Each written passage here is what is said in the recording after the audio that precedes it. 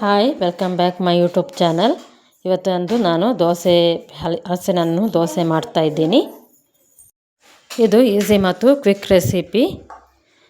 ಅದಕ್ಕೆ ಮೊದಲಿಗೆ ಬೆಳ್ತಿಗೆ ಹಾಕಿ ಮತ್ತು ತೆಂಗಿನ ತುರಿಯನ್ನು ಮಿಕ್ಸಿ ಜಾರಿಗೆ ಹಾಕ್ತಾಯಿದ್ದೀನಿ.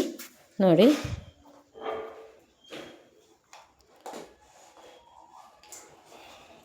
ಇದು ಮಾರ್ನಿಂಗ್ ಬ್ರೇಕ್ಫಾಸ್ಟಿಗೆಲ್ಲ ತುಂಬ ಒಳ್ಳೆ ರೆಸಿಪಿ. ತುಂಬ ಹಲಸಿನ ಹಣ್ಣು ದೋಸೆ ತುಂಬ ಒಳ್ಳೆ ರುಚಿಯಾಗುತ್ತೆ. ಇದು ದಿಢೀರ್ ಅಂತ ಮಾಡುವಂಥ ರೆಸಿಪಿ. ಇದಕ್ಕೇನು ಅಕ್ಕಿಯನ್ನು ಮುಂಚಿನ ದಿವಸ ನೆನೆಸಿ ಇಡಬೇಕಂತಿಲ್ಲ. ಇದಕ್ಕೆ ಸ್ವಲ್ಪ ಕಲ್ಲು ಉಪ್ಪನ್ನು ಹಾಕ್ತಾಯಿದ್ದೀನಿ. ನೋಡಿ, ಅನಂತರ ಸ್ವಲ್ಪ ರುಬ್ಬಿ ಅನಂತರ ಪುನಃ ನಾನು ಹಲಸಿನ ಹಣ್ಣು ಹಾಕ್ತಾಯಿದ್ದೀನಿ.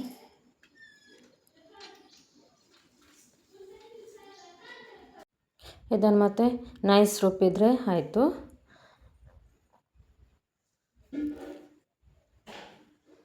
ಒಟ್ಟಿಗೆ ಹಲಸಿನ ಹಣ್ಣು ಎಷ್ಟಿದೆ ಹಾಕಿ ಅನಂತರ ನೈಸಾಗಿ ರುಬ್ಬಬೇಕು. ಮತ್ತೇನು ಹಾಕೋದು ಬೇಕಾಗಿಲ್ಲ. ತುಂಬ ಸಿಹಿಯಾಗಿದ್ದರೆ ಸ್ವಲ್ಪ ಸಕ್ಕರೆ ಹಾಕಿದರೆ ಆಯಿತು. ಇಲ್ಲಾಂದರೆ ಬೆಲ್ಲ ಏನೋ ಹಾಕೋದು ಬೇಡ. ತುಂಬ ಸಿಹಿಯಾಗಿರುವ ಹಲಸಿನ ಹಣ್ಣಾಗಿದ್ದರೆ ಸ್ವಲ್ಪ ಸಕ್ಕರೆ ಹಾಕಿ ದೋಸೆ ಮಾಡಿದರೆ ಸಾಕು. ನೋಡಿ, ಎಷ್ಟು ಹದ ಇದ್ದರೆ ಸಾಕು. ಸ್ವಲ್ಪ ಸಕ್ಕರೆ ಹಾಕಿದರೆ ತುಂಬ ಟೇಸ್ಟ್ ಆಗುತ್ತೆ. ಮತ್ತು ತೆಂಗಿನ ಎಣ್ಣೆ ಹಾಕಬೇಕು ದೋಸೆ ಇವಾಗ.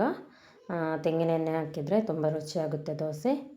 ಮತ್ತು ಏನು ಬೇಕಾಗಿಲ್ಲ. ನೋಡಿ, ತೆಂಗಿನ ಎಣ್ಣೆ ಹಚ್ತಾ ಇದ್ದೀನಿ.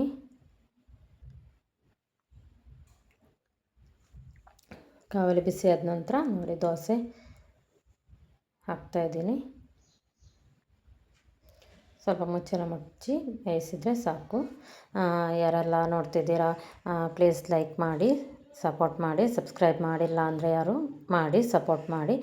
ಹಾಗೆ ಶೇರ್ ಮಾಡಿ, ಕಮೆಂಟ್ ಮಾಡಿ. ಓಕೆನಾ? Thanks for watching.